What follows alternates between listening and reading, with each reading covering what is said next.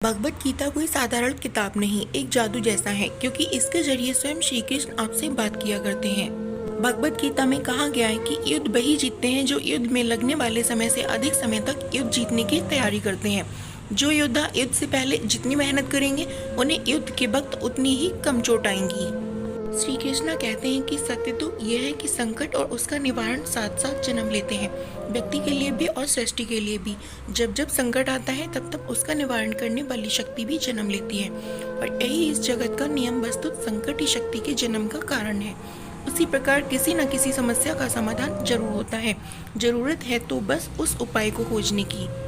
गीता में कहा गया है कि क्रोध से भ्रम पैदा होता है, भ्रम से बुद्धि व्यग्र होती है, जब बुद्धि व्यग्र होती है तब तर्क नष्ट हो जाते हैं, जब तर्क नष्ट हो जाते हैं तो व्यक्ति का पतन शुरू हो जाता है। जो हुआ अच्छा हुआ, जो हो रहा है वह अच्छा हो रहा है, जो होगा वह भी अच्छा ही होगा। आपका क्या गया जो आप रोते हैं, आप क्या लाए थे जो आपने खो दिया, आपने क्या पैदा किया था जो नष्ट हो गया, आपने जो लिया यहीं से लिया, जो दिया यहीं पर दिया। जो आज आपका है कल किसी और का था, परसों किसी और का हो जाएगा। परिवर्तन ही संसार का नियम है। किसी ऐसे व्यक्ति के लिए अपना आत्मसम्मान कभी ना खोएं जो आपकी भावनाओं की परवाह बिल्कुल नहीं करता है।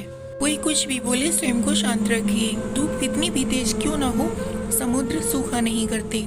कर्म की गठनी बांध कर जग में फिरे इंसान, जैसा करें वैसा भरे, विधि का यही विधान। कलयुग चल रहा है, इसलिए ये विचार दिल से निकाल दीजिए कि बिना मतलब के आपसे कोई रिश्ता रखेगा। अपने पास ऐसा जरूर कुछ बचा कर रखिए कि लोग उसे पाने के लिए आपसे जुड़े रहें। खुद को खाली मत होने देना, क्योंकि लोग खाली चीजों को कचरे के डिब्बों में डाल दिया करते हैं। श्री कृष्ण कहते हैं कि शमशान वो जगह है जहाँ गरीब हो या अमीर, एक दिन सबको पहुँचना शमशान ही है। यानी वह जगह जहाँ पहुँचकर सबकी शान सम हो जाती है, एक समान हो जाती है, शमशान कहलाती है।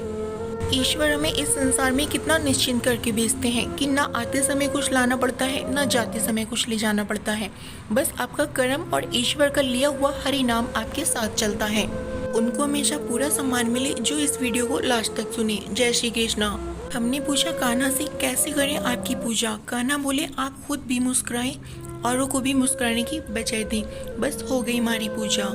वह जो सभी इच्छाएं त्याग दिया करते हैं और मैं और मेरे की लालसा और भावना से मुक्त हो जाते हैं, उन्हें शांति प्राप्त होती है।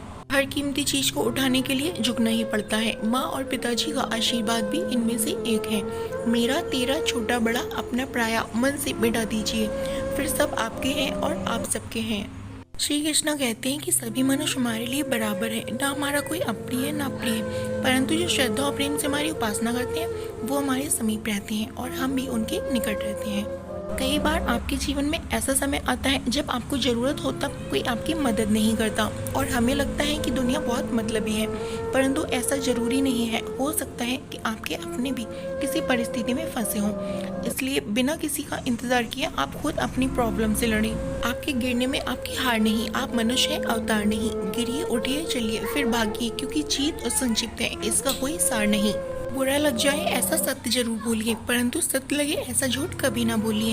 एक हद तक टूटने के बाद मनुष्य अपने हक में आई खुशियों को भी ठुकरा दिया करते हैं। समस्या का समाधान इस बात पर निर्भर करता है कि हमारा सलाहकार कौन है। ये बहुत इम्पोर्टेंट है, क्योंकि दुर्योधन शकुनी से सलाह लेता था और अर्जुन जी श्री कृष्ण जी से। डिप्रेशन क्यों? श्री कृष्ण से कितना कुछ छूटा। पहले माँ छूटी, फिर पिता छूटे, फिर जो नंद यशोदा मिले वो भी छूटे, संगी साथी छूटे, राधा भी छूटी, गोकुल छूटा, फिर मथुरा छूटी। श्री कृष्ण से जीवन भर कुछ न कुछ छूटता ही रहा। नहीं छूटा तो वो केवल देवत्व, मुस्कान और सकारात्मकता। श्री कृष्ण दुख नहीं उत्सव के प्रतीक है। सारा कुछ छूटने पर भी कैसे खुश रहा जा सकता है, ये श्री कृष्ण से अच्छा और कोई नहीं सिखा सकता।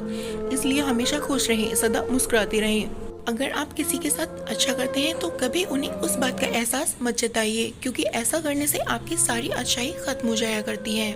निसंदेह कोई भी मनुष्य किसी भी काल में क्षण मात्र भी बिना कर्म किए नहीं रहता, क्योंकि सारा मनुष्य समुदाय प्रकृति जनित गुणों द्वारा परवश हुआ कर्म करने के लिए बात किया जाता है। मित्रता जरूरी है, संबंध भी जरूरी है, परंतु जीवन की हर कठिन परिस्थिति ये दर्शाती है कि अकेले रहने की कला का आना भी कितना जरूरी है। अगर प्रतीक्षा सीमा से अधिक हो जाए तो मिलने का मोह धीरे धीरे समाप्त हो जाता है। जिसका जैसा चरित्र होता है उसका वैसा ही मित्र होता है। शुद्धता होती है विचारों में, मनुष्य का पवित्र होता है। गलतियां, विफलता, अपमान, निराशा और अस्वीकृति ये सभी उन्नति और विकास का ही एक हिस्सा है। कोई भी मनुष्य इन अनुभवों से गुजरे बिना जीवन में सम्मानजनक स्थान प्राप्त नहीं कर सकते। जो चीज हमारे वश में नहीं है उसके विषय में चिंता करके कोई फायदा नहीं है। दुख भोगने वाले आगे चलकर सुखी हो सकते हैं, मगर दुख देने वाले कभी सुखी नहीं हो सकते। हमेशा दूसरों की बुराई सुनने वाले और नशा आदि व्यसनों में व्यस्त रहने वाले कभी न स्वयं का उत्थान कर सकते हैं न दूसरों का। गीता में श्री कृष्ण जी ने कहा है कि जो लोग आपकी बुराई करते हैं करेंगे, चाहे आप अच्छा करें या बुरा करें, इसलिए शांत रहकर अपना कर्म करते रहिए। निंदा से मत घबराइए, निंदा उसी की होती है जो जिंदा है, मरने के बाद तो सिर्फ तारीफ हुआ करती है। इंसान के बर्बाद हो जाने के इम्पोर्टेंट 6 कारण: नींद, गुस्सा, डर, थकान, आलस और काम को टालने की आदत। ये श्याम बेहद छोटी सी लिस्ट है हमारे दिल में ख्वाहिशों के पन्नों की। फर्स्ट पेज पर भी आप और लास्ट पेज पर भी आप। जय श्री कृष्ण। बड़ा अच्छा नशा है गाना आपकी याद का। वक्त गुजरता गया और हम आदी होते गए। आपके शरीर की सबसे सुंदर चीज है आपका मन। कृपा कर इसे बुरे विचारों से मैला ना करें। हेलो सर, अगर आप चैनल पर नए हैं तो प्लीज चैनल को लाइक, शेयर, सब्सक्राइब जरूर करें।